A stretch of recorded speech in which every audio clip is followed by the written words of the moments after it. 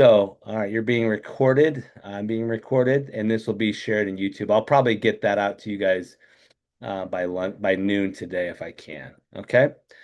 All right. Thank you, everybody. So again, last second, if you can type in your child's name so that I know, even if you share the same last name. All right. Okay. All right. So without further ado, this is welcome, Mr. Huerta. So today's focus is on the IEW. They will. I know I was going to give them to them last week, but we had so much with Picture Day. But we are going to start, and the textbook will look like this, and it's got a bunch of spirals. And this book does travel home and to school. Some weeks we won't be doing it, but better to have it and not need it. But this book definitely needs to come home when it goes to school because a lot of the lessons are in there. Um, and we'll go ahead and here's what I kind of worried about. We had a couple issues last year with AI writing.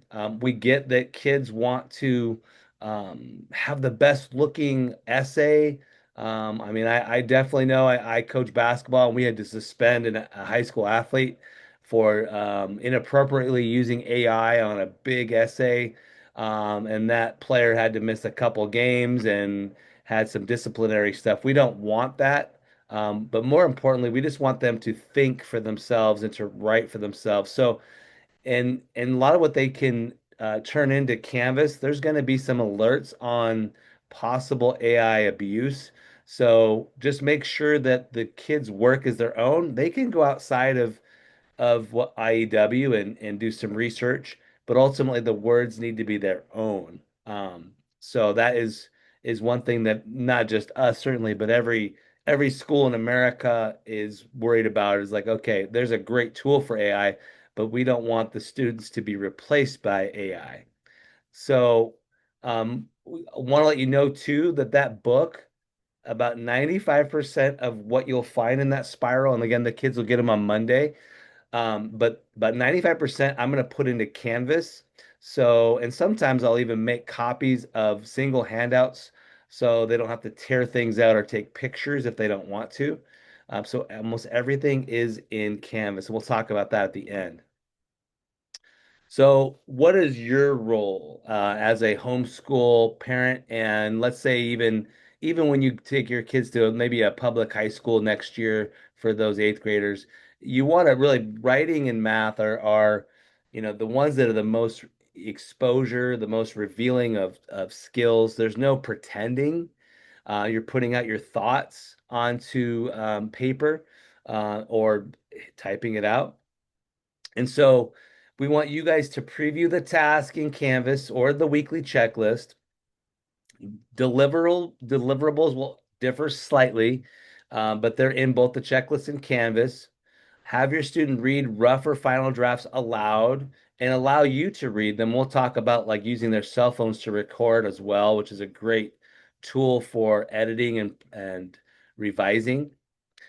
Use the IEW checklist. I know we have a lot of checklists, but it's basically a series of boxes you check off to validate that those requirements in that essay, like using certain dress ups or adjectives or vocabulary word choice, was used.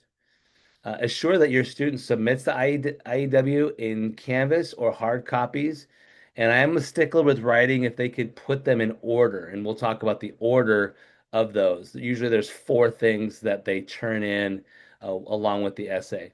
And like we said last week, make sure your student hears as much praise, if not more praise, than critique. Allow them to expand their writing. You can make suggestions and have discussions about their work. And so you can infuse yourself as much as you want into their writing, but as long as they're hearing positive words, because writing is it's such an exposure, but it's also a process. And some kids, like yours truly, when I was their age, did not love writing. It just felt like there was just so much extra that they might say. So just be supportive as you can, and when in doubt, refer to the checklist. Okay. So again, if you just joined in late, would you type in your student's name and last initial so I know? So this is example what we're starting next week. And so when you open the book to your lesson, there'll be basically an outline for the week. And I do a lot of this in Canvas. You won't necessarily see all of this in a checklist, but because you're homeschooling or if you're going to take your child out of school for a week, this is where you go, okay, what are the goals? What's the pace of what we're doing? I will not assign everything that's on this page, but there be the meat of it will be. Okay. So that this is just your outline for the week. And this will look pretty similar from lesson to lesson. Um, one of the pages will be the text. And so what this program does a really good job of, I think, is getting the kids to learn. And this year it's more science related than history. So we're going to learn about dead ants next week, and the chemicals that they produce when they die and why do they keep coming back. But you can see that this prompt is only one paragraph.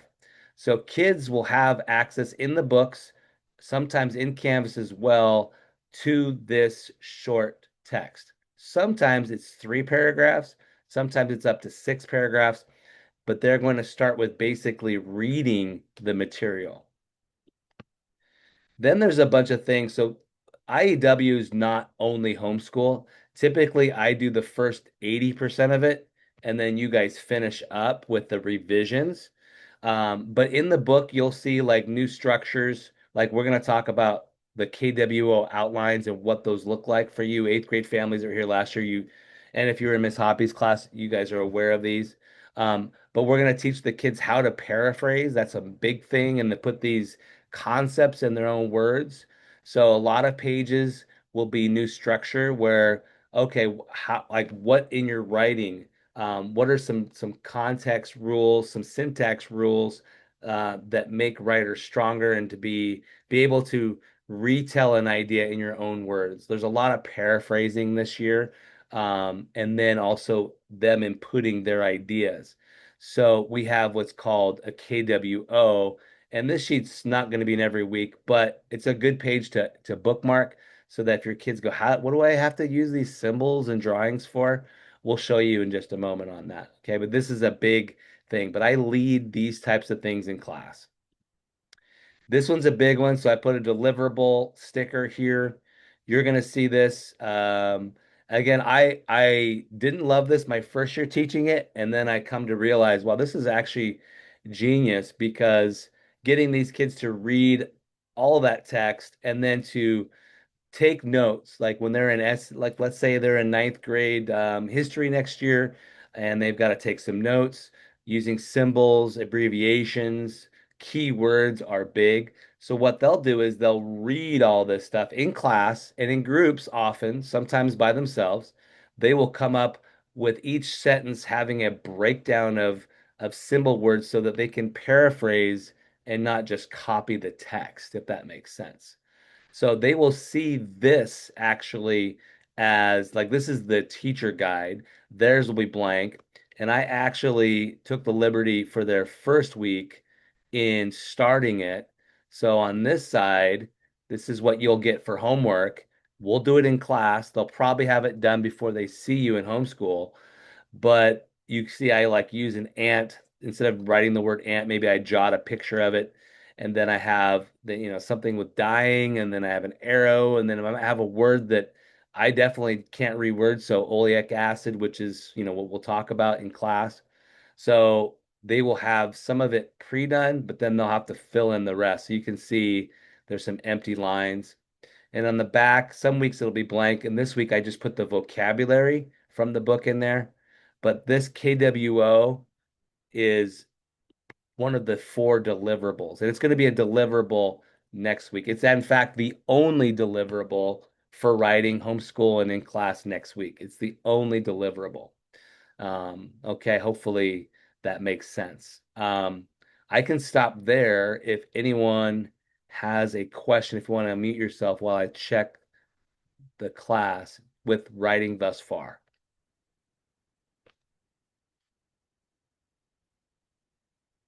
Okay, do I have a testimonial? Oh, go ahead, Jenna. That's you. No, it's Melanie. Oh, sorry. It's okay. If they don't finish at school, they finish at home. Yes. Okay. And if they're absent, I got a couple today. Go in and you'll have to use the book. I don't have keys available, all the keys available to families, but there'll be some of them in there. So if they happen to be gone on a Monday, Tuesday, yeah, you'd have to probably do the whole lesson. Can I get a testimonial from somebody that's used the IEW in the past? It can be positive or negative. They'd be willing to share. I can share. Um, Hi, this is Paulina. We used the book last year, and I felt like it helped Jacob not to lose thoughts. It's a nice structure, and he kind of knew what to write next thought instead of like, okay, what am I going to write next? Because um, it's very hard for him to come up with ideas and words and put them into sentences. So it really helped. Thank you. Thank you. Mhm. Anyone else that used the program before? I like that it combines history with writing. Good. And this year it'll be more science related because Okay, these, even better. yeah. So for you, right? Some families love science, right? And so it combines. So a lot of the science we're going to learn, not all of it, but a big chunk of it. Next year for seventh graders, we'll get back to history. So we roll in. But if I reuse the history, it was just too simple for the eighth graders. So I went with science, and there's some good stuff in there. So thank you, ladies, for sharing. So again, the biggest thing is, yeah, writing is it's a concept and academic writing, right? And it's becoming a lost art. I mean, when I get birthday cards, that's pretty much the only time I see my adult children's writing. But they do some writing in their jobs, hopefully Peyton's future job. But you can tell like the ability to express yourself is the main idea of writing and to at this point in their life in the classical where they're learning all these facts and some of them will definitely evaporate into ethos but as they contain these facts that they've learned in their life can they describe it to another person in a job interview in a college interview, right? Having a debate at Thanksgiving about I don't know a new bill that's proposed or tax, are these future adults able to process things in an organized way? So that's the main idea. The micro ideas each week we're just adding vocabulary, we're adding some use of adjectives and adverbs and transition words so that it doesn't sound so formulaic. So the more time I think families invest early in the year in writing, the easier it becomes as the text becomes more difficult, or maybe the writing becomes a little longer.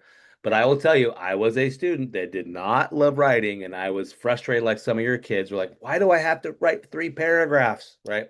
So it's getting them to be that grit that we talked about in the week one, just being able, yeah, there's some tasks in life that you don't love to do, but hopefully it will add to the tools that your kids have to give them the best chance of success, not just in high school, but in adulthood. So I'll jump back to sharing my screen. Again, if you want to unmute and ask a question, that's great. So usually the deliverables, that's what most families are asking about, right? So the KWO, which stands for keyword outline, is something we do in class if they're there. Often it's going to be with a group. This week we'll have the veteran kids that have done it kind of help the kids that are new to the program. Um, so this is usually not a deliverable, but in the book there's vocabulary practice, and you must use the 4 vocabulary terms each week in their writing or next week's their speech. Their job is next week is to just retell you in their own words using pungent, secure, signal, and transport. So each week we add to our vocabulary base, and so that will be part of each week's assignment. But this is typically not a deliverable. This is the probably maybe the second most important deliverable. We will not have it this week because it's a speech, but this is the essay checklist. And some weeks it's longer than others. This is the teacher text, so you can see it's got the watermark there. But this is where you're actually checking off with your kids, like in their essays. That's next week. You don't have it, it's a speech. but are they doing this? Right? And so typically families can also go, well, yeah, you did a nice job. You get a point there, right? Okay. Typically what I'll do is I'll look at what you guys put, but then I have the final say to change that if it was better or maybe not as strong. But typically I'm within a couple points of what the adult at home assesses. So you do have to do some reading of the essay of their final product, but the biggest part is, okay, let's say it's Maddox. Okay, Maddox, do you have it centered? You're just kind of reading this with them. And it's, again, doing it at the beginning is a great way to set expectations of what the assignment is. Um, and then talking about, okay, and like if you want to help them improve, if you're like, you know what, Jacob, man, your capitalization, look at the fourth line. Their final draft, if you're helping them with it, I'm okay with you giving them as much help. That's why you chose this program, is that you can help them. Some weeks may not be possible where you're doing a lot of help. I would just say if 80% of the weeks, if you could really spend that hour and a half a week to sometimes an hour a week in the revision part, according to the checklist, that you will have to do less of it later in the year because then it becomes just part of what they're doing. They just know the routine. So next week you do not have a checklist, and but you could, again, like I said, go into the weekly checklist and you'll see what the deliverables are. Okay, so again, this will be in a slide that I'll email to you, but how can you support it? With the keyword outline, the vocabulary words, dress ups, encouragement. You're going to hear words that you might not like know, like dress ups. We use that a lot in class, and those are just words that make the writing stronger. The word choice, right? Quality adjectives. We'll talk about clauses and things like that. Typically, I teach those, and you can just reinforce them on the checklist. But the basic thing is to guide, encourage, listen, and try to build that independence. So like they're no longer necessarily needing you for everything, but it's great to have you as a revision person and give them some perspective. Because we, as writers and speakers and presenters, there's a bias that we have in our minds as we're presenting or writing that the reader knows exactly what I'm thinking. You'll find a lot of conventions errors because our brains will automatically fix things sometimes as we read our own work. But when someone else reads it, or if you force the kids to read it aloud, whether it's on their smartphones and then watch it again, that's one of the best ways. I tell you, having them read it out loud and record it if they don't want to have, if they want some time, that's a great way too for students with the technology to be able to find simple mistakes. And hopefully for those that are motivated to improve their drafts. Oops. Okay. So, um, what are most week deliverables? That checklist, this guy right here, okay, with your signature, validating that, they didn't just do it on their own. The KWO, which is this guy here. This will be in every single week, including this next week. You will have a rough draft, usually handwritten. Some weeks the rough draft isn't necessary, and it'll make more sense when you do it. But of course, the final draft.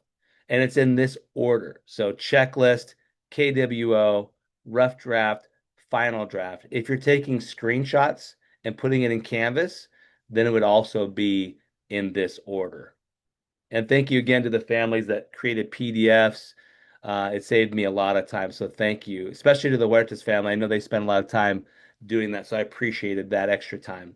But if they staple it, and again, I know you know your kids, how they present their work, just like for many of you that have jobs where you have to submit something, those deliverables at work, you want to make it look at least presentable. So not super folded and crunched up looking like an old $2 bill, but instead let's have it nice and clean. If it's in Canvas, obviously that's screenshots that are clear. I can read every word. Sometimes that's not better than turning it in.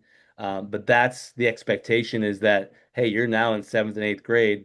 what you turn in represents your name. Anytime you put your name on something, you got to own it and to dress it up. So what does it look like in Canvas? Okay. So I felt like, okay, no, especially for some of you that are new to both Canvas and to writing, that big spiral's coming home next week. But again, a lot of it will be inside Canvas. So let's pretend you've already gone into MySprings, you click the apps, and you click into English language arts, and then you go and you find the upcoming assignments.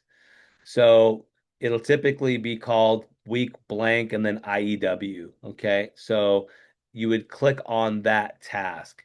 And then in that task, it'll look like this. Like this one's already published. So if you want to look at it today, even though we're starting on Monday, you can, and you can see all the things that I've been talking about. And there's also a link. So if your child loses the book or they lose or left it at dad's or left it in class, a lot of times I'm going to include the really important papers for them. So you'll find links here. And then there's some instructions that are maybe sometimes a little more tedious to read, but they're more specific. They're helpful maybe more for the families that haven't done this before. And then there's that submit button. If you want to take pictures and put them in a PDF, you can do that. So that's what it looks like in Canvas. All right. And getting back to this first part again, I don't think I created, but you want to look at that calendar in the right corner. That's where you're going to find due dates and things that are coming up. That's one way. Um, so that is so if you click on this task, sorry, and if you click on this, for example, this is what you'll see. And this is what the kids will have. And again, sometimes I just give them the handouts instead of having to rip it out of that spiral. So a lot of weeks they'll get handouts, but if they lose this handout, they can just find it in their spirals. And I prefer them to cut if they're going to do it, use scissors to cut instead of rip these pages out for their deliverables. But certainly, often I will have these pages which are cleaner and less annoying to carry around, if that makes sense. Okay, so that's pretty much IEW in a nutshell. Um, the biggest thing is setting aside that time. Let next week, beautiful. It's going to be short. They're going to read about dead ants. They're going to write a KWO. They're going to have the KWO in front of them, and you could have them as many times as you want. If Melanie's like, Ariana, I want you to go back and practice that again, or you left out the word pungent, or you didn't, there's something missing. Your job as a parent, if you want, is to have them be accountable. So the best part is if early in the year, if you're having them prove it again, they're less likely down the road to not try their best. They know, like that traffic cop, you see that cop in traffic, they feel supported that that cop is with them instead of hiding behind the wall with the speed radar on you.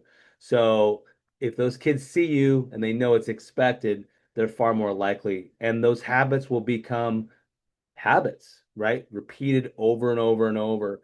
And so the harder you work at the beginning of the year, the more fruit it will bear when they're in high school. And that's a promise. Um, so that's all I have. We do have back to school night. Like I said, if you missed it, it's not going to be kindergarten where you have all these beautiful things on the wall. Okay, so temper your expectations. You can come in, say hello. I'll have the kids do like a short task with you on things that we're working in. But seriously, it's more just about, you know, looking around, asking questions. Spend 10 to 15 minutes. If you have two or three kids in our program, you rotate as you want. But it's just a dedication to your kids learning. And so just come in, shake my hand, say hi, do the task, and don't hold it against me that there's not really cool artwork everywhere. Okay, so that's my weak spot. With that, I'm gonna stay on for the next 11 minutes. If you have questions, then stay on. I'm gonna publish this video. I'm gonna stop recording so you don't feel embarrassed to ask questions beyond the screen. So I'll stop recording. But if you have questions, I would love to have you stay on. If not, you're free to go, and I'll see you Tuesday night.